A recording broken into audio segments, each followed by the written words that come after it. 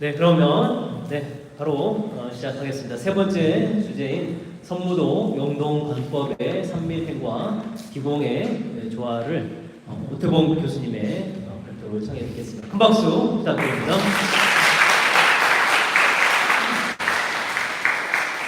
안녕하십니까. 세 번째 발표자 오태봉입니다. 오늘 제가 발표할 주제는 성무도 영동관법의 산밀행과 기공의 조화이고, 부제는 영동이권을 중심으로입니다. 조금 지체가 돼서 제가 조금 시간을 줄여야 될 것 같습니다. 자, 저도 여러분과 같이 인연이 있어 불교 무술회를 예전에 수련한 것 같습니다. 그래서 여러분과 저는 같은 불제조로서 도반이고 또 무도를 하는 그런 가족이기도 합니다. 그죠? 본래 그 무술은 생존술에서부터 발전해 나간 것입니다. 고대에 거친 자연 환경 속에서 무서운 그 동물들과 싸워서 살아남기 위해서, 그 다음에 사회가 발전하면서 또 사회 안에서 개인 대 개인, 개인 대 집단, 집단 대 집단의 투쟁 속에서 생존하기 위해서 개발되고 발전되어 온 그런 체계가 무술인 것입니다. 결국 무술의 본질은 생명을 죽이는 데 있는 것입니다. 좁게는 살인술입니다. 그죠? 그런데 그러한 그 무술의 그 정의가 어느 시점에 큰 변화를 맞이하게 됩니다. 무술은 살인술이라고 하면 아주 냉혹하고 잔인하게 들리지만, 이번에는 생명을 살리고 사람을 살리는 활인술이다 하는 인식이 등장하게 되는 것입니다. 물론 그 무술을 수련하는 사람의 근기에 따라서 개인적으로 어느 정도 이상 하면은 그런 것을 체득하게 되지만, 이러한 인식이 보편적으로 보급되는 계기는 불교의 출현이 아닐까 합니다.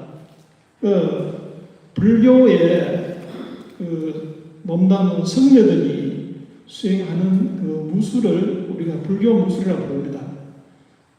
불교 무술이라 하면은 뭐 태권도나 유도나 하키도처럼 어떤 전문화된 어떤 그 술기 시스템으로 구성된 무슨 특정 뭐 유파 그런 개념은 아니고, 성녀들, 주로 성녀들이 수행한 그 무술이며, 그 무술에 불교의 사상과 이념이 녹아져 있기에 불교 무술을 하는 것입니다. 그러면 자, 이 불교라는 것은 우리가 중도의 여가라고 부릅니다. 불교 무술 그 자체가 바로 여가인 것입니다. 그래서 불교의 사상과 이념이 녹아져 있는 이 무술을 수련한다는 것은 그 역으로 이런 것을 수련함으로 해가지고 우리가 성불하고자 하는 그 목표에 우리가 수련을 통해서 갈 수가 있다는 것이죠. 궁극적으로는 거기에 합의해서 성불하고자 하는 그 목표를 달성할 수 있다는 것입니다.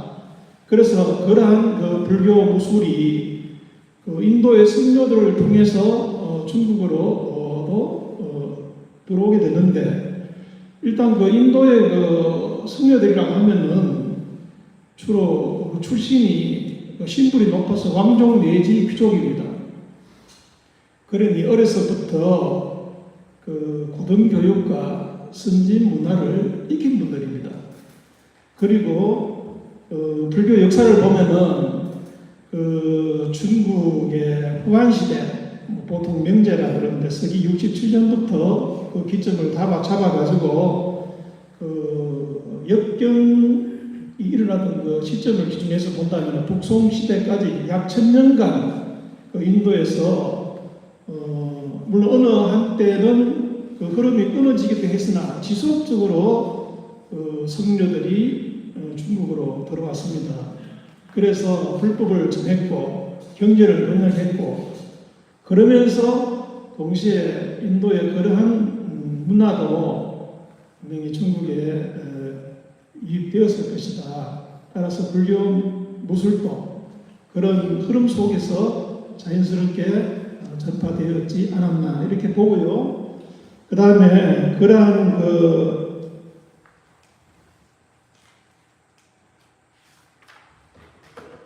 인도의 불교 무술이 중국뿐만 아니라 우리 한국 불교 발전사에도 큰 영향을 미쳤다. 저는 이렇게 추정을 하거든요.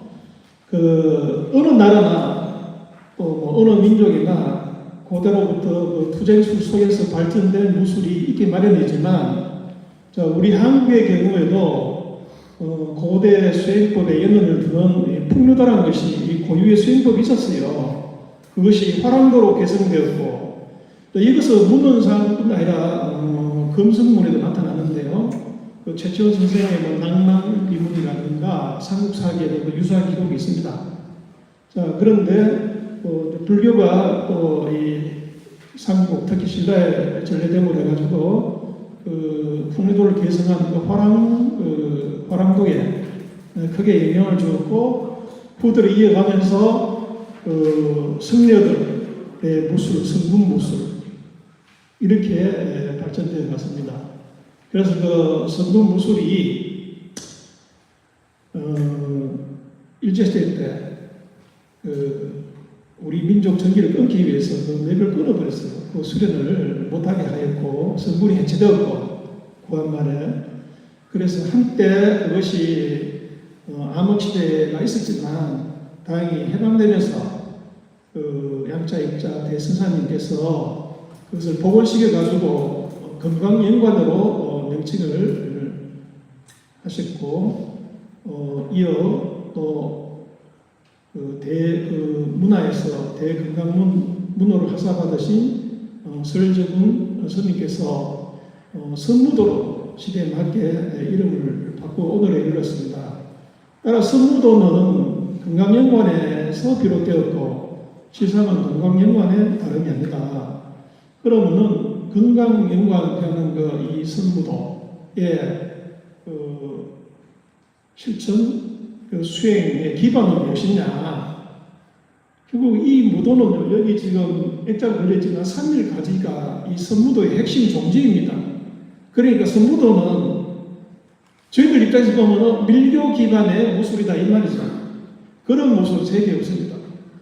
비슷한 불교 무술로는 저도 배웠지만 중국에 소림 무술이 있고 또 일본에 가면은 소림사 권법이라는 게 있어요. 소림사 권법 연맹이라 해가지고 같은 소림사 이름을 쓰지만 중국의 소림 무술과는 확연히 다른 독자적인 일본에서 개발된, 물론 영향을 준 거는 만드신 분이 한때 관동군 소속으로 만주에서 활동한 분이거든요. 스파이로 됐어요.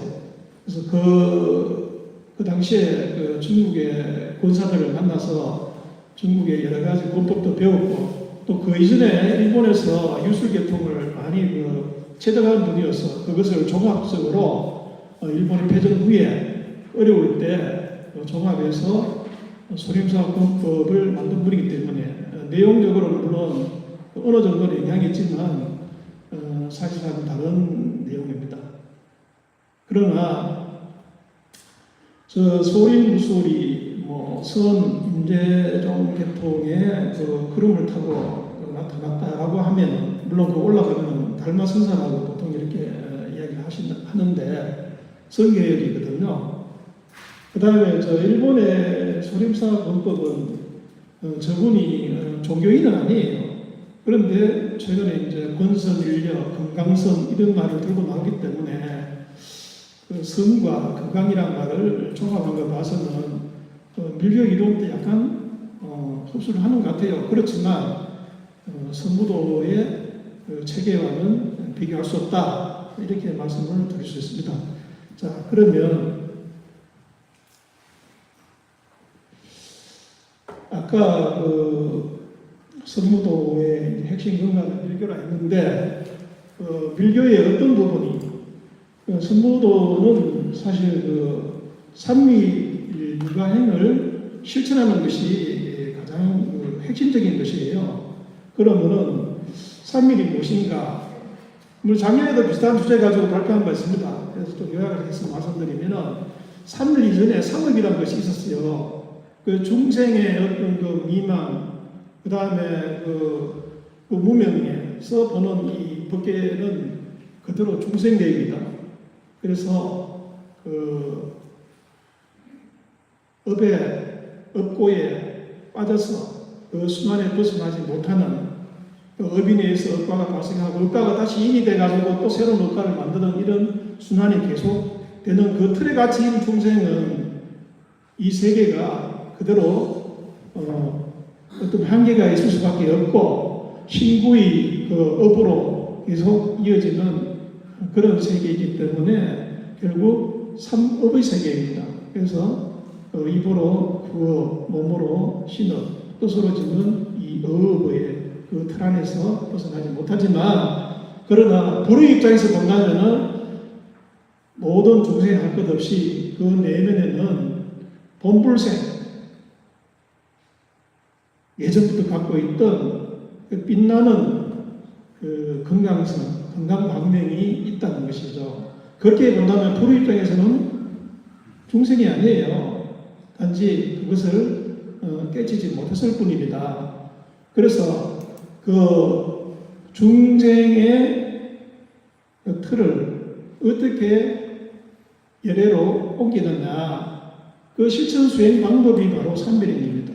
그 개인의 그 본질을 들여다보면 너가 깨치지 못했을 뿐 불과 다름이 없다. 그럼 깨치는 방법이 무엇이냐 했을 때 이게 삼비행이에요. 그래서 불의 입장에서 보면 이 세계는 그대로 진리가 내재돼서 드러나 있는 세계니까 현실을 우리는 그대로 긍정할 수밖에 없어요.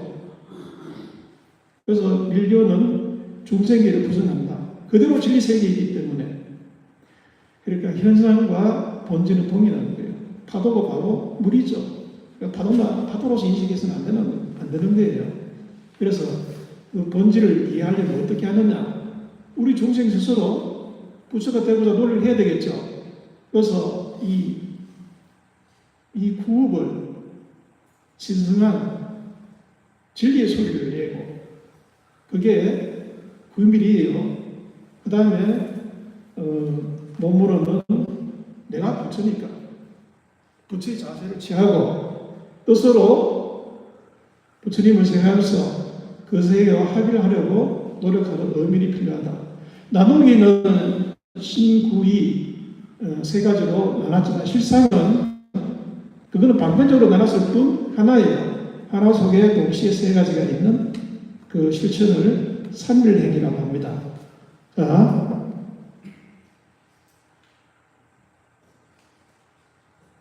그래서 그 삼밀을 두 가지로 나눠본다면은 열애삼밀과 중생삼밀 이렇게 구분할 수 있고요. 중생삼밀을 달리 보살삼밀이라고 합니다. 왜냐, 우리는 아직 불과를 이루지 못했으므로 그 보살행을 실천해야 되기 때문에 그래서 중생삼밀 입장에서는 아까 말씀드린 진리의 소리, 그 진언을 늘 염송을 하고 그 다음에 의인은 열애를 권하니까 삼매에 우리가 들어가야 되고 그 다음에 몸으로서는 부처님의 그 본소 이상을 나타내는 수인 혹은 인계라고 하는 것을 우리가 드러냅니다. 그리하여 이 몸 그대로 성불하고자 하는 그 적신 이 성불의 이 비밀행이 궁극적으로는 달성되는 것이죠. 그 삼밀행에 투철하고자 하는 것이 저 삼밀 가지의 내용입니다. 그리고 목표이고 그 다음에 뭐 열애삼밀은 우리가 열애가 아니지 않는 하지만 나중에 이제 우리가 성취를 이뤘을 때 그 열애삼밀의 입장에서 본다면은 그 신밀이라는 것은 이제 부처님이니까 결임이 필요 없다. 그래서 이 법계의 모든 재산이 그대로 신밀이고 일체 소리가 그대로 우밀이고 그 다음에 일체의 그 삼매가 6대 이 삼매가 어밀인 것입니다. 그래서 그는 중생 구세의 자비행으로 나타난다. 그리하여 이 삼위를 통해서 우리가 도달하고자 하는 것이 바로 이 법계 자체인 것입니다. 그래서 법계 자체의 본질을 드러내는 그 상징 세계가 바로 만다라이다. 그러므로 우리가 이제 선무도를 수행하고자 할 때 그 알아들 것은 삼밀행이 무엇인가. 그 다음에 그 만다라 중에서도 금강계 만다라에 크게 의지하기 때문에 금강계 만다라가 무엇인가 하는 요 두 가지는 반드시 우리가 알아야 한다. 그런데 금강계 만다라에 대해서는 처음에 발표하신 김영덕 교수님이 자세하게 설명을 해주셨죠. 그래서 선무도 본래 이름이 금강연관이지 않습니까? 바로 그 금강연관의 그 해석을 하면은 금강계 만다라의 그 적입에 들어가는 그런 관법이다. 내지는 삼비를 행을 통해서 우리가 완성해야 하는 금강의 관법이다. 뭐 이렇게 해석을 할 수가 있어요. 자, 이거는 뭐 내용이 앞과 겹치지만 저 선부도 해석은 제가 금방 제가 해드렸죠. 그래서 우리는 그 불교 무술을 수행하고 있다. 불교 무술 가운데서도 가장 수승한 밀교 사상에 기반한 선무도를 우리가 수행을 하고 있는데, 그러니까 불교가 지향하는 것은 결국 선불했습니다. 그래서 나와 그 예례가 일체가 되는 그런 불이합일의 경지에 이르러고자 하는 것인데, 그게 상구보리의 목표이고, 그 다음에 또 무도의 수행인으로서 때로는 내가 그 자비 방편을 펼쳐야 할 때가 있죠. 뭐 소극적으로는 자기 일개 개인의 호신일 수도 있으나, 또 불의를 당하는 사람이나 또 주위에 공연에 빠져 있는 사람을 중생부장의 입장에서 나몰라라 할 수는 없고 도와야 할 때, 그게 하와 중생이에요. 그래서 이 두 가지 성격을 모두 가지고 있다. 그런 면에서는 아주 그 무도의 그 품격 높은 이상을 우리가 지니고 있다, 이렇게도 말씀을 드릴 수 있고, 결국 이것은 우리가 불교인이기 때문에 하나의 그 무술로서 자기를 수행하면서 자신을 드러내는 겁니다. 그러면 우리가 이것을 드러낼 때는 금강살타로 우리가 현신하는 거예요. 개개인이 금강살타가 되는 것입니다. 아까 금강살타가 어떤 분이신지 이야기 들으셨죠? 그러니까 계일열이라는 분은 이 우리가 그 궁극의 법계 최성지 이 진여 세계를 익혔고 한 분이고, 그 다음에 행동적으로는 그분의 현현이 나 자신이다, 우리라, 이렇게 생각을 하시면 되겠습니다. 그래서 그때는 금강살타가 돼가지고 이놈 너 그런 짓 하면 안 돼 하고 악을 조국을 시키죠. 금강살타는 그런 분이에요. 사정없이 이게 약도 무리를 그들에게 알맞는 교화 방편, 내부에는 자기식을 숨기지만 이놈을 다스려야 할 때는 필요하면 힘을 써야 되는 거예요. 그래서 거기 무가 필요한 겁니다. 살생, 그 불교인이 살생하면 되나? 살생 그 목표가 본질이 그 무술도 그렇다면 그런 거 하면 안 되는 데가 아니고, 이 계율에 대한 해석도요, 불교가 발전할수록 저 뒤에 그 밀교 경전에 제가 제 눈으로 봤습니다. 필요하면 살생할 수 있다라고 되어 있어요. 미치게가 사람을 물어 죽이고 하는 이런 방법에 그 미치게를 가만 놔두면 다른 사람이 해를 입잖아요. 그런 경우는 살생하라고 하는 규정을 제가 봤어요. 또 술도 먹이면 안 된다 하지만, 먹으면 안 된다 하지만 술을 약으로 쓸 때는 예외다. 그래서 우리가 이 계율을 고지법대로 해석할 것이 아니라 그것도 단편적으로 융통성 있게 볼 수 있어야 된다. 그래서 이 무는 다시 개성돼서 우리 불교 입장에서는 자비 방편에 대한 구제 행위로 그것을 얼마든지 쓸 수 있고, 또 그런 존재로서 실제 행동하시는 분은 금강살타라고 이렇게 이해하면 되겠습니다. 말을 부르고 항마존이고, 우리의 불골불 지켜주시는 분이니까 호법존이고, 그 다음에 중생을 구제해주는 관세음보살과 같은 자비의 구제존이고 또 그분은 대열열의 화신이기 때문에 이미 열의 성격을 가집니다. 그래서 건강적이에요. 건강적에 들어가는 분들은 모두 다 예례와 일체 예례와 동등한 분입니다. 자, 그래서 성무도 성격을 수행도와 답변도로 나눠서 제가 이제 표로 만들어 봤는데, 여러분 수행하는 그 인계, 일체 동작, 그 신법, 성령 이런 것들은 다 신밀이 되겠고요. 그 다음에 여러분들이 그 구밀로서는 아 또는 아차 하고 이런 기압들, 그 다음 그런 것 없이 숨 쉬는 호흡, 이게 이제 일체가 다 구밀이 됩니다. 그래서 진원염송이라는 것은 소리의 비중을 둔 것이고, 신연송 그럴 때는 이 마음의 관법의 비중을 둔 것이고, 입출시 염송이라고 하는 호흡의 비중을 둘 때 부르는 이름입니다. 사실은 다 구밀에 포섭된다. 그 다음에 그 의미는 어차피 성무도는 불교의 움직이는 요가예요. 불교 자체가 좀더 요가거든요. 그래서 정중동으로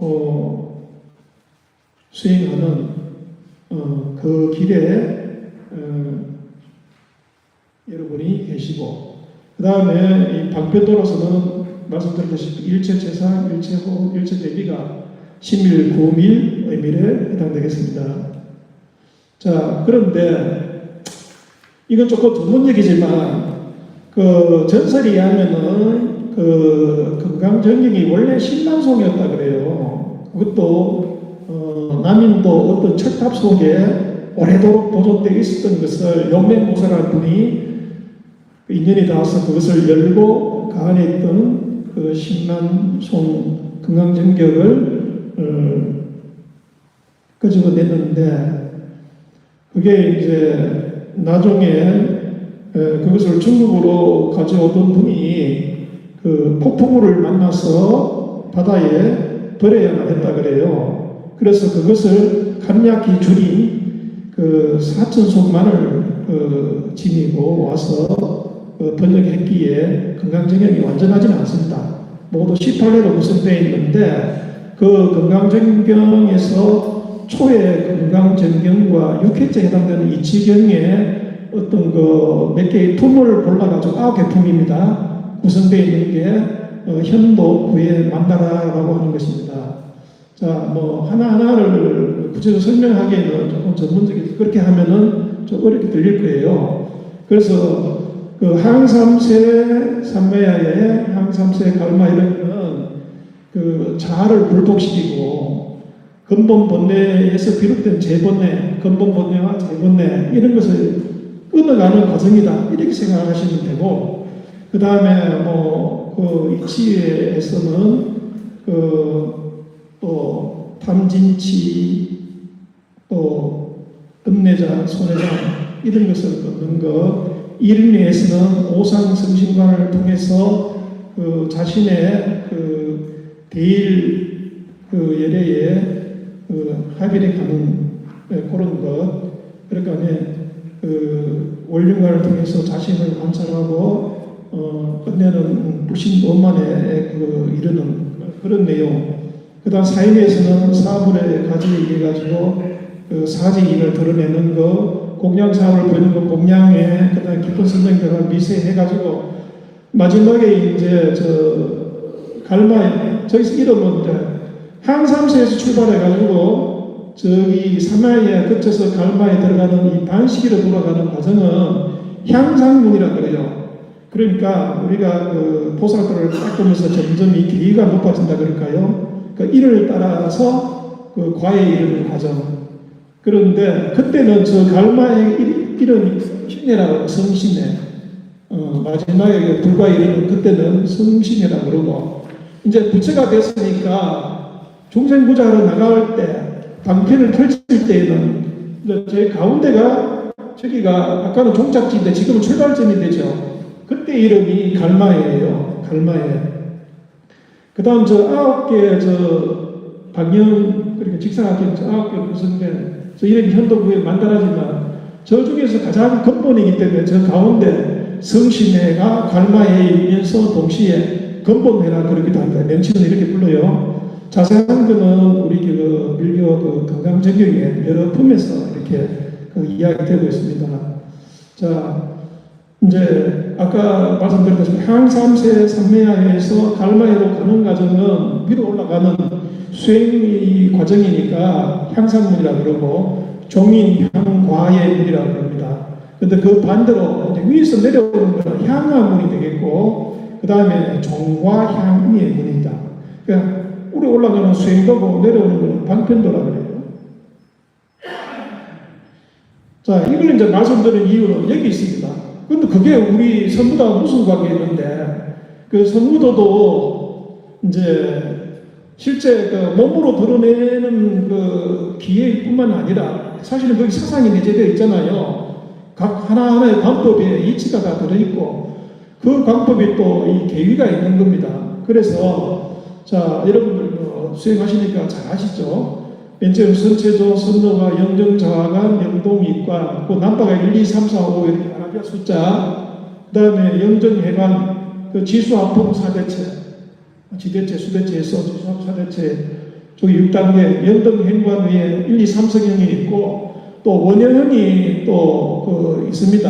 나중에 이제 그 고단자 과정이 이렇게 고위 과정에 올라가시면은 그래서 이제 영동자간, 이어서 영동자간 12군 무도라의 비밀행을 거치면은 최종 건강성신관에 도달하는 그런 그 도정이 한번 내에 차례별로 다 되어 있습니다. 그래서 제가 이제 정훈 스님에게 설명을 듣고 이제 그것을 그 우리 수행자들의 이제 꿰쳐가는 그 계위와 성자위와 연결을 이렇게 해봤습니다. 그 선체조부터 영정이화까지 계속 우리가 이제 수행을 정진해 나가는 과정이죠. 그래서 이제 영정해방 4대체에 이르면은 비로소 이제 예류과 열례과 거쳐서 불안과에 도달하게 되고 그 다음에 영동행관 성령까지가 성취를 입은 사람은 아라함과 계에 이른다고 합니다. 그 다음에 원해형을 성취를 하면은 비로소 이제 대선 보살 초지에 이르고 그 다음 이어서 영동자과 12무드라를 거쳐서 최후의 건강정신관에 이르는 그 길은 불지에 이르는 길, 마지막 최후의 성불하는 길, 뭐 이렇게 우리가 이해를 하면 되겠습니다. 그래 아까 사회자께서 성무도를 그 수행하면은 뭐 성불할 수 있느냐 뭐 이런 그 질문에 이게 하나의 구체적인 답변이라고 할 수 있겠습니다. 사실 근데 저 수행에 정진하면서 우리가 우리 그 박사님께서 말씀하셨지만 절대 이 관법 수행, 지관 수행을 게을리하면 안 되고 그게 결국 아까 보셨다시피 삼밀행에 녹아있지 않습니까? 관법 그 의밀이 또 구밀이나 또 진언행 그 구밀이나 또 신밀이 따로 또 관법이 없는 거 아니 세 개가 삼일일체거든요. 자, 이 신밀 결국 아까 말했다시피 밀교는 중생을 부정하니까 중생이 바로 깨치기만 바로 예리하지 않습니까? 그 중생의 몸이 바로 불신입니다. 그 내부의 수행을 통해서 건강 방면을 보아야 한다. 그래서 아까 우리 김현태 교수님께서 말씀하셨지만 왼손과 오른손 각 손가락에도 그 밀교에서는 각각의 의미가 다 있고 그거로 표현하는 수인 동작 여기도 뜻이 다 있는 겁니다. 그 부처님의 본수와 이상을 하나하나 다 표현한 것이거든요. 그래서 자 이제 아까 우리 불교가 중도의 육아라 그랬고 불교 무술 결국은 그 육아의 하나라면 이 신일 속에 구체적으로 저 선요가 외에 또 그 높은 과정에 무엇이 있나 또 스님한테 설명 듣기에는 또 그 다른 또 요가가 높은 과정에 이렇게 예비되어 있습니다. 그 요가라 그러면은 우리 보통 이제 뭐 TV 나와서 이렇게 자세 취하는 그 아사나 그것만 가지고 요가를 생각하는데 물론 그 아사나는 하타 요가의 아주 특징이거든요. 요가에도 뭐 제냐나 요가라든가 만트라 요가, 박티 요가 등등 라자 요가 종류도 많아요. 그 중에 하나가 하타 요가입니다. 하타 요가라는 것은 하와 타의 합성어이고 하는 태양, 타는 달입니다. 그러니까 달리 말하면은 태양은 양을 상징하고 달은 음을 상징하니까 음양 요가를 할 수 있고 중식으로 말하면은 동시에 또 그 남성 원리와 여성 원리를 드러내서 그것을 합일시켜 최후에 해탈하고자 하는 그 육신을 제어해서 궁극에는 이 두 원리를 조합해서 해탈 과정으로 가려고 하는 그 요가가 하타 요가이고 1인 하타 요가도 있지만 요즘에 서구 학회에서는 서구 그 체육학계나 이런 데서는 거기서 더 나가가지고 또 2인 커플 요가도 또 개척을 하고 있습니다. 그게 뭐 서구 독단에 처음으로 자기 독창적으로 만든 것은 아니고 예전에 요가도 다 있어요. 있고 그다음 그 용도에 따라서는 이제 뭐 현대적으로 조금 이렇게 개변해가지고 피트니스나 뭐 스포츠 마사지나 뭐 이런 다양한 부분에 또 이거 뭐 따로 댄스 여성분들 댄스 같은 거 하실 때 발레나 뭐 재즈 댄스나 플로 동작 있잖아요. 그거 다 요가 동작 아닙니까? 그 다음에 또 필요하면 또 동료가 또 와서 당겨주고 뭐 눌러주고 해가지고 거들어주는 거 그거를 체계적으로 발전시켜 가는 게 지금 커플 요가라는 게 있어요. 아마 그것도 어느 수준에 이르면은 선생님께서 또 가르쳐 주시지 않을까 이렇게 생각하고요. 요가도 재밌게 해야 돼요. 원래 요가라는 것은 고행이었습니다. 부처님 당시에 부처님 수행 6년간 수행하는 고행이지 않습니까? 그거는 진짜 그 생명을 누르고 하는 그 고행이 요가였으나 부처님께서 경에도 나오시피 검문고를 너무 쪼아버려도 끈이 터지고 소리가 나죠. 너무 느슨해도 안 되고 그래서 고행과 방일의 한 가운데 길 적당히 줄을 줘야 검문고가 좋은 소리 나듯이 그 중도의 길을 제시하는 것이 불교지 않습니까? 그래서 불교를 중도 요가를 하잖아요. 그래서 불교 무술은 거기에 뿌리를 두고 있기 때문에 중도 행을 추구하는 그 실천행위다. 그러니까 불교이기 때문에 불교 무술을 통해서 성불을 못하는 법이 어디 있습니까? 여러분 수행 정도에 달린 겁니다.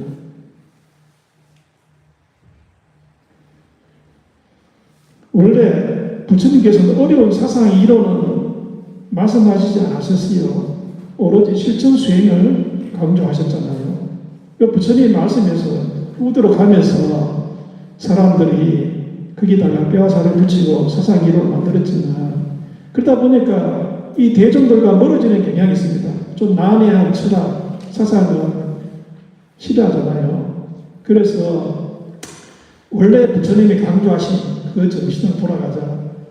밀교가 어떤 면에서 대성불교 맨 끝에 등장하면서 자기 내전 실천 수행을 강조하는 그 정신으로 돌아간 거예요. 그래서 우리는 사상을 강조하는 것보다는 실천 수행을 강조합니다. 그래서 그 중에서 가장 핵심적인 것, 밀교의 전전부를 할 수 있는 것이 삼밀입니다.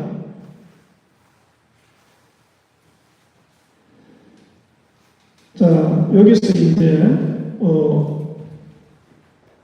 아까 요거는 제가 뭐 세 가지 그 3일 중에서 이제 9일 그 진언행에 대해서 이제 제가 건너갔는데 저기 이제 옴이라는 글자 가지고 시단문자 그려져 있죠. 근데 저 소리는 우리가 일시적으로 들리는 이 음파만 소리라 생각하는데 이게 이제 그 책에 보면은 그 불교 논사와 그 힌두교 논사와 논쟁이 어디인가 있습니다 봅니다. 그런데 금방 이런 뜻으로 불교 논사가 이야기했더니 힌두교 논사가 아니야 소리는 그런 게 아니야 그거는 절대 자아가 소리야. 아니 일시적으로 끝나는 게 아니고 영원한 게 소리야. 사라지는 게 아니야. 계속 있는 게 소리야. 이렇게 말이 나와버렸어요. 그러니까 그 소리에 대한 정의가 서로 달라가지고 논쟁이 진행이 안 되는 겁니다. 그래서 제가 힌두 사상을 조금 빌려왔지만 우리가 지난해서 말한 불교에서도 힌두 사상이 많이 유입됐기 때문에 저 소리라는 것은 우주의 영원한 진동으로 파악되고 거기에 우주 에너지가 응축되어 있는 만트라이다 이렇게 이해를 하는 것입니다. 그래서 그냥 뒤로만 자꾸 뭐 엄만이라 하면 엄만인데 성불할 수 있나? 성불할 수 있다는 이치가 여기 있는 거예요. 그래서 여러분들이 수행할 때 아 하는 이 소리를 가볍게 생각하시면 안 된다. 그게 더 깊은 뜻이 있다. 그 아자라는 아 할 때 그 아도 그 세 가지 깊은 뜻이 있어요. 아 속에는 유, 공, 불생 이 세 가지 뜻이 있다 그래서 왜 유인가? 그거는 이제 인연에 의해서 생겨났기 때문에 유이고 또 인연에 생겨난 것은 뭐 본질적으로 공이잖아요. 공은 또 불생이고 이렇게 해서 연결돼 가지고 그래서 하면은 이 아자야말로 가장 핵심입니다. 그 첫 번째 시험이자 마지막 종결 짓는 것도 아니까 그 팔만 대장에게 모든 법문을 소리 하나로 축약하면 바로 아입니다. 그래서 그 아자 제1명 이런 이야기가 바로 거기서 비롯되고 거기에 그런 설명이고 아자 소리에서부터 여러 소리가 다 나오고 그래서 그 모든 것을 수렴시키는 그 아자로 돌아가고 펼치는 그 만 가지 소리가 나는 것입니다. 그래서 우리가 이제 실제 수련할 때는 호흡 위주니까 이런 말 쓰잖아요. 뭐 몸이라고 할 수 있는데 줄여서 입을 연 소리, 입을 다물고 저 건강 역사상님 밖에 저 두 분이 그걸 표현하고 계시는데 이 천지 만물의 시원과 천지 만물의 최종을 나타내는 것이고 이 두 가지 통해서 수련하면서 또 관법을 전개해 내가 열애다 건강살타다 이런 것을 전개하면 결국 이것도 하나의 기본 관법이 되는 것이고 이게 아움학관인데 무술을 수련하는 분에서는 가장 어울리는 적절한 어밀이 아닌가 이렇게 구밀이자 어밀 동시에 몸을 쓰니까 신밀 삼밀의 힘이 저기에 드러나는 것입니다. 자 지금부터는 이제 약간 이제 불교를 벗어나서 중국 도가의 수행법이라 할 수 있는 기공 내지 삼조행, 삼조수련 이것을 좀 알아보겠습니다. 자, 우리가 이제 기공이라는 말은 이제 좀 들었습니다. 요새 중국이 바른공, 법륜공이라는 수련자를 한 10년 됐죠. 그게 수련자가 공장 방문을 넘어서 1억 명 이상이 되니까 체제 위협이 되니까 엄청 탄압했잖아요. 이유 없이 잡아들이고 심지어는 뭐 그런 사람들 장기 추적도 시킨다는 그런 설도 있고 그래서 하여튼 중국이 이 기공에 대해서는 세력이 커지는 걸 굉장히 두려워하는가 봐요. 그런데 자 보겠습니다. 이 기공은 원래의 이름이 이제 기공으로 처음부터 등장한 것은 아니고요. 이게 현대적인 이제 의미로 최근에 등장했어요. 지금부터 55년대 나타났으니까 한 70년 가까이 되겠네요. 자, 원래 이 기라는 것은 산문으로 전 세계가 처음에 쓰였다고 그래요. 맨 위에 이 글자는 없을 무자에다가 밑에 전맥에 찍은 건 열을 말하거든요. 그래서 열이 없다니까 무화가 되고 이거는 무사무력 이 사고가 사여 번잡한에서 일체 사고가 끊어진 거, 뭐 이런 상태를 나타내는 것을 이 글자로 표현했고, 요래 표현할 때는 지구의 대기, 공기, 뭐 이거를 나타냈다 그러고, 그 다음에 요즘서는 이 글자는 이제 음식 먹고 호흡할 때 어떤 발생하는 생명의 에너지, 적을 이렇게 썼다고 하는데, 자, 이 쫓기는 생명의 에너지지만 넓게 보면은요, 이것도 철학적인 뜻이 담겨가지고 조금 심오합니다. 뭐 조금이 아니고 심오해요.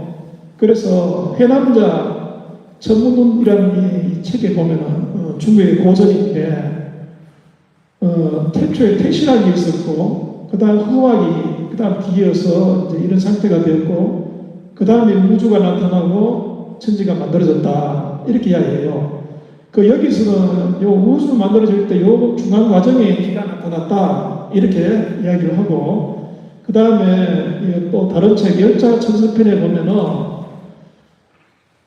태초에 태역이 있었고, 다음에 태극이 나타날 때 기가 나타났다. 그 다음에 태시가 나타나는데 이때 이제 사물의 그 모양, 형이 비로소 나타나고, 그 다음 태소의 이 질이, 그 형 속에 있는 질이 뭐 시작되었다. 이렇게 이야기하거든요. 그 다음에 뭐 또 후대 다른 책을 보면 출생할 때는 모든 생명들은 원일지기를 받는다. 자, 이렇게 표현돼가지고, 기는 쫓겨있는 생명이 에너지지만 궁극적으로는 우주 시험과 관계되는 아주 그 심오한 것을 가지고 있다. 근데 이제 우리가 기공 그러면은 기의 공로, 기의 작용, 기의 수련 체계 뭐 이렇게 나타내는 말입니다. 그래서 이 기공이 갑자기 완성된 모습으로 나타나지는 않았겠죠. 그래서 시대를 두고 그 발전 단계가 있는데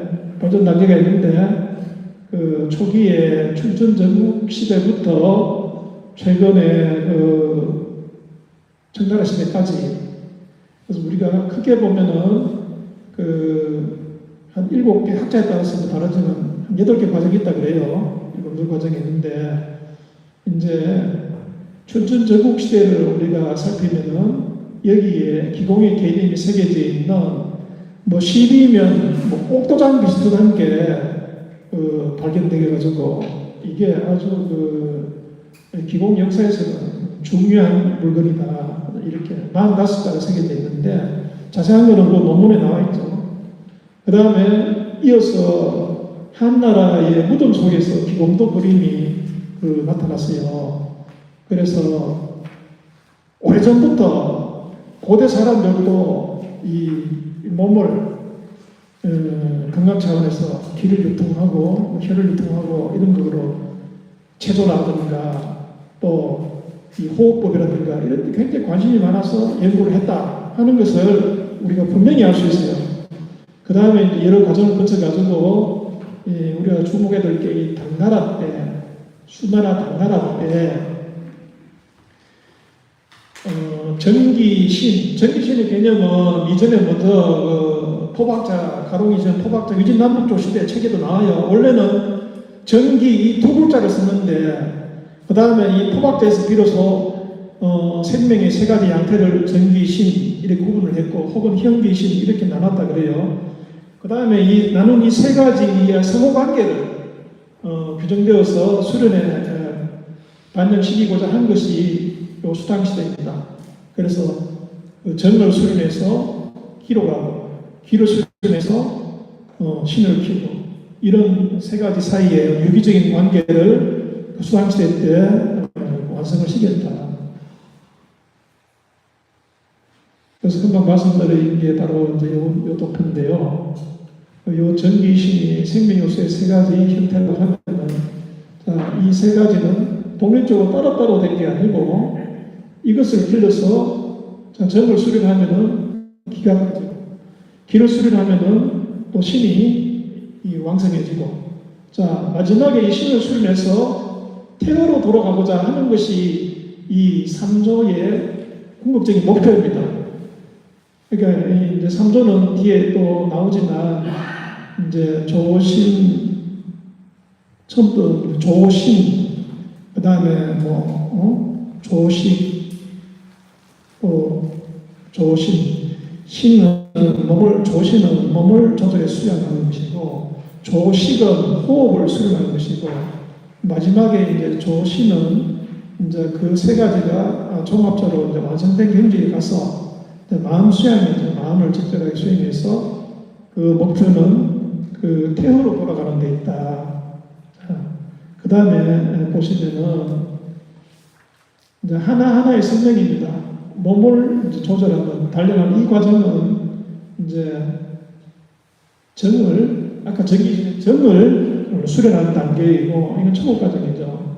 그 자세가 중요합니다. 자세.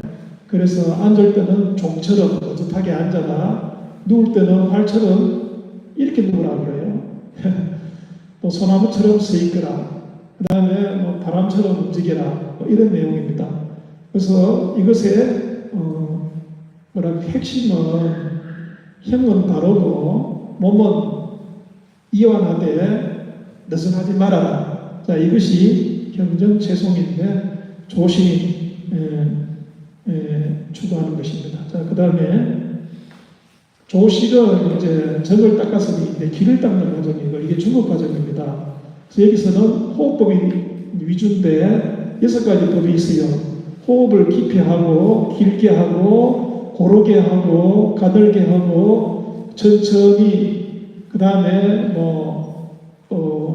진중하다고 할까요? 네, 이래가지고 육법이라고 부르는데 이것도 내용 설명은 글을 참고해 주시기 바랍니다. 자, 그 다음에 여기서 이제 무식호흡이 나오죠. 무식호흡. 내기 발고. 내기를 양성할 때는 주로 코로 들이키고 코로 내뱉고 아니면 코로 들이키고 입으로 내뱉는 천천히 이 과정을 지키면서 이게 무식호흡인데 그러면서 기를 양성하는 거예요. 그러나 실제 이제 투쟁할 때 술기를 펴줄 때는 에너지를 한꺼번에 분출해야 되죠. 여러분들 학교에서 과학 시간에 에너지의 목적, 아니 호흡의 목적 배우셨잖아요. 에너지를 발생시키는 데 있다. 숨 쉬는 게 목적이 아니에요. 에너지를 발생시키는 데 있다. 우리가 코로 공기를 들이켜서 폐로 가는 이 과정, 코로 들이키는 거는 이게 외호흡이에요. 외호흡. 근데 실제로는 그 들이킨 산소가 어디 갑니까? 혈관 타고 세포에 가잖아요. 세포 미토콘드리아 안에서 이루어지는 호흡. 산소 받아서 영양소화 받아서 에너지 일으키는 거예요. 그게 진정한 호흡이고 그게 내호흡입니다.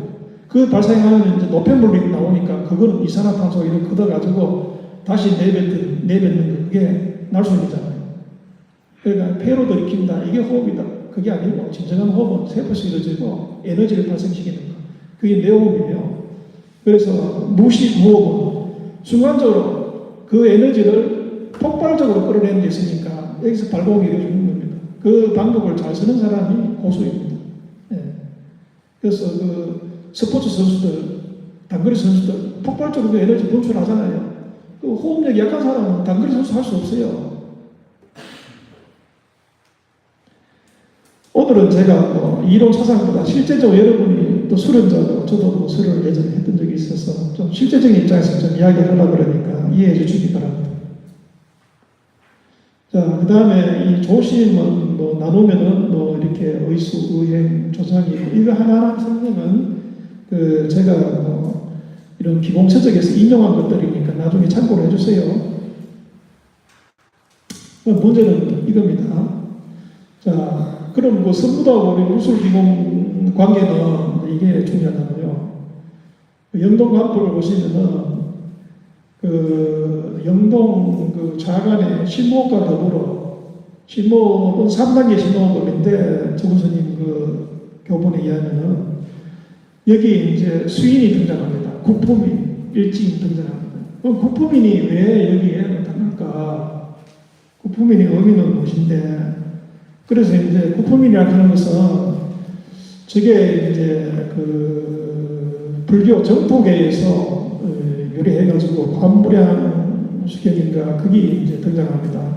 그 인종을 통해서 왕생할 때 평생에 그 사람이 살면서 수행한 수행과 공덕을 가지고 9단계로 나눴어요. 상중하 3단계와 또 상중하 3품으로.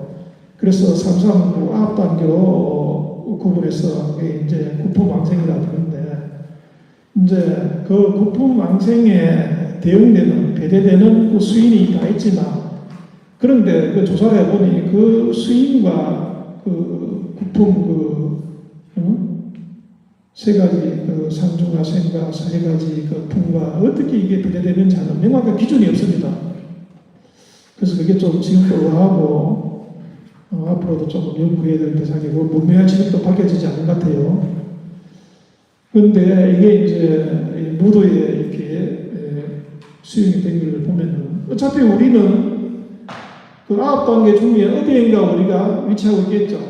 그래서 그 스스로 자각을 하면서 분발을 하면서 상승 그 품위로 올라야 되겠다 하는 그 각오를 가지면서 또 그거를 이제 호흡법과 동시에 이제 기공법으로 이제 활용을 하면은 저 7가지 법물 성향이 나타나요. 그 영호, 그러니까 영과 호랑이와 곰과 원숭이와 사슴과 거북이와 학 이렇게 되는데, 자 이걸 보면요, 원래 이제 이 기공의 그 하나의 중국의 화타 오거미가 있어요. 화타라는 거는 그 제가 알고 보면 뭐 조조 이런 삼국시대가 벌어졌을 때 그 당시에 활동하셨던 분인데 중국에서는 의성으로 추앙을 합니다. 저 화타 선생이 이제 저 사람의 건강을 위해 가지고 5가지 동물을 이용한 체조 뭐 이렇게 이해하시면 되겠습니다. 화타오범위에 보면은 그림에 여기 새가 있죠. 여기 이제 곰이고 호랑이고 사슴이고 원숭이에요. 근데 중국 무술 중에 이 소리 모형꾼이라는 게 있습니다. 그 영화에 유명한 황병이 그분이 그 수련한 그 권법 문파가 중국 남권의 홍각권이라는 그 문파거든요. 특히 그 홍가문에서는 저 소리 모형꾼을 전문적으로 더 연구 발전시킨 거라 그래요. 저기 보면은 용, 저거만 독립시켜서 용꾼이라고 그럽니다. 호, 표, 학사. 이게 소리 모형꾼인데, 자 이거는 기공이고 이건 무술이지만 기공 따로 무술이 아니고 이게 서로 상통하는 거예요. 근데 우리 서무도에 보면은 7가지 이 7금형이 나타나요. 동물 동작이. 그 보면은 이제 뭐 용도 있고 호랑이도 있고 여기 이제 공업도 있고 원숭이, 사슴, 거북이. 그러니까 요거 서로 비교해 보니까 요거 2개가 갖고 있는 것 중에서 표본과 뱀만 빠지고 여기 다 수용돼 있어요. 그래서 야 참 신기하다. 종합된 더 발전된 형태이다. 이렇게 생각이 들면서 그런데 한의학적으로 오금이하고 우리 그 성무도의 7가지 금명 사이에 그 관계를 조금 한의학적으로 규명해 놓은 게 있는가를 살펴보니 오금이는 5개니까 외형적으로 분석이 쉽고 그 다음에 이렇게 이제 그 한의학적으로도 이렇게 명시가 돼 있어요. 그런데 이제 그 영동인권과 비교해 보니까 그 효능은 같지만 관련의 경락은 서로 같지 않았다. 이거는 연구하는 자세의 차이 때문이라고 이렇게 인식이 되지만, 그러나 이 오거미 과정, 그 다음에 소리는 오형권에서 들어가신 이런 동물의 그 여러 가지 장점들이 7가지 이 성향 속에 다 반영되어 있기 때문에 기록적으로도 아주 그 우수하다, 뛰어나다 이런 말씀을 드릴 수가 있겠습니다. 그래서 이제 그렇다면 그 지금까지 이야기했던 그 3조, 도가의 3조행과 우리 불가의 3비례는 무슨 관계냐? 그래서 거기에 이제 보면은요, 그 경전에 인용을 해놓은 게 있습니다.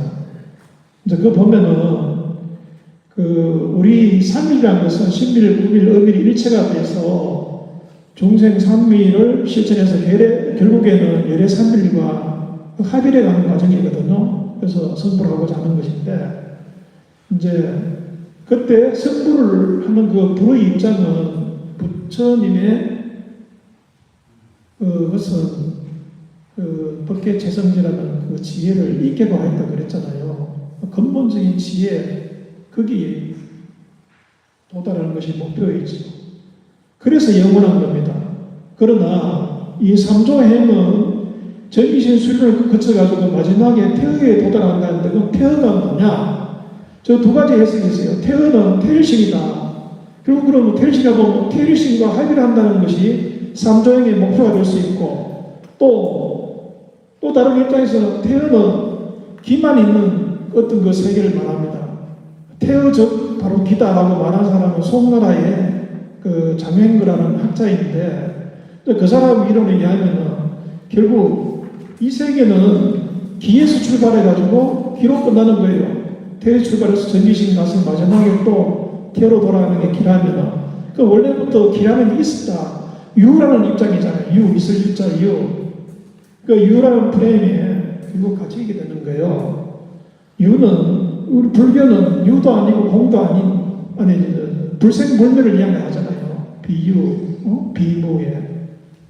근데 그보다는 저 유라는 그 프레임은 차원이 낮지 않습니까? 그 다음에 저 태일신을 들여다보면은 옛날 이름이 뭐 데일, 테일, 태열 이렇게도 표현을 하는데 조사를 해보니 북극성이 우주의 가장 중심적인 신격으로 보고 그 북극성을 입격화시킨 거예요. 거기 도달하는 목표라 그러면 그 가장 뛰어난 최상위 신과 합의라는 것이다. 그러면 결국 인도의 브라만과 다를 바 없잖아요. 그래서 그 경에서는 작자, 곧 어떤 신, 상부사에 가는 것은 영원한 걸 말해요. 그래, 우리가 불가사의한 영원성을 상부사이라고 그러는데, 작자가 상부사이 작자라면 그거는 상부사이가 아니다. 그 결국 그 브라만에 불과하기 때문에 아니다. 그래서 우리는 불생불멸한 공의 입장이기 때문에 이거야말로 상부사이다. 이것은 바로 그 지혜를, 그 자상을 인도하기 때문에 그런 겁니다. 그 경에 잘 설명이 되어 있습니다. 그렇다 하더라도 우리 수련자 입장에서 보면 저 삼조행은 나름대로 유용한 거예요. 저 도가의 수행호법은 아니야가 아니고 우리가 활용할 가치가 크다. 그래서 우리가 실제 수련 현장에서는 얼마든지 사용할 수 있고 우리가 기본 목표는 그 선불의 과정이기 때문에 저거는 좀 우리 밑에 하위적으로 포섭돼서 얼마든지 응용할 수 있는 것이다. 이렇게 말씀을 드리면서 자 오늘 자, 요 표는 그냥 참고해 주십시오. 요 표는 이 보시면 산미 영동이권의 신구위를 나누고 자, 이것과 삼조가 대비되는 그 모습으로 드러냈는데 자, 그렇다 해가지고 같은 표 있다고 삼조와 산밀이 동등하지 않다는 거 그렇죠. 그 지향하는 목표로 보면 분명히 알 수가 있다. 결국 우리 산밀행을 통해서 궁극의 건강을 정득하고자 하기 때문에 그런 겁니다. 자, 그래서 무도의 도는 우리 천지인의 3대 하나의 인간으로서 천지 도문과 합의를 하고자 한다 하는 이게 무도가 제시한 일반적인 도예요. 근데 이제 철학적으로 계속 분석이 들어가면은 그 천지 본원의 그 해석에서 도가는 분분하다. 우리처럼 뚜렷하게 승부라는 그런 개념이 아닙니다. 자, 그 다음 불교에서 말한 도는 결국 우리가 어떻게 하면 승부할 수 있을까? 그 길과 방법, 내지는 승부했을 때 어떤 경지도 보입니다. 그죠? 도제라는 게 있잖아요. 선무도는 우리 불교 무술의 대표지요. 지금 세상에는 다른 권법과 소림 무술이나 일본의 것도 비교해봤지만 밀교 사상의 기반을 둔 아주 수성한 권법 수행이고 건강행을 습득하고자 하는 3일 육아의 실천에 다름 아니다. 그래서 선부도를 통해서 성불할 수 있습니까? 예, 성불할 수 있습니다. 하는 말로 제가 마치겠습니다. 이상입니다.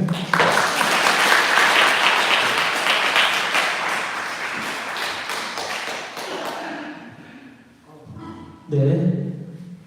교수님께서 열정적인 발표를 해주셔서 중간에 끊을 수가 없었고요. 오늘 그 노태우 교수님의 지금 정말 뜨거운 그 마음이 느껴졌습니다. 다시 한번 박수 한번 부탁드리겠습니다. 제가 똑같이 한번 다시 한번 질문을 드리고 싶었었는데 마지막에 교수님께서 네, 승부할 수 있습니다. 그 말씀으로 아주 기쁘게 생각하고요. 질문, 토론 혹시 있으신가요? 제가 이제 그 논문 내용을 이렇게 보다 보니까 그 123페이지에 중국 밀교의 오장 신채관과 함께 연구하면은 좋겠다는 내용이 있어서 오장 신채관이라는 게 뭔가 궁금증이 생겼습니다. 아, 예. 그 오장 신채관 하는 거는 그 중국 밀교에서 등장한 그런 내용인데요. 그 인도의 그 요가 차크라라는 좀 완전히 좀 질적으로 다른. 그러니까 차크라 수행에서는 우리의 이 척수회로의 차크라를 5개 내지 힌두에서는 7개 뭐 이렇게 둬서 수행하는 그 방법이라 한다면 이 오장신채관이라는 것은 우리 밀교에 그 오불 구조가 있었잖아요. 가운데 대일제리가 계시고 동쪽에 아축불, 남방에 보생불, 서방에 관자재, 불, 그 다음에 쪽에 불공성취불 이렇게 이 5분의 오불을 신체에 토치한 거예요. 그러니까 우리 간장, 위장, 폐장, 뭐 위장이 5가지 장이 있지 않습니까? 신장까지. 거기에 한 분 한 분의 그 오불 부처님을 배치를 시켜놓은 게 바로 오장 신채관입니다. 그래서 중국 사람들은 오를 좋아해요. 오행사상, 예, 그거에서 뭐 소리도 뭐 오음이 있고, 또 뭐 색에도 오색이 있고, 뭐 맛에도 오미가 있고, 뭐 오향이 있고, 오향으로 다 이게 분류가, 그 당시는 아마 이 오행 사상을 대입해 보니까 뭔가 좀 체계적으로 해석되는 듯이 보이니까 하나의 유사과학이 아니었나. 그 당시로는 과학이라 생각하는지 모르겠습니다.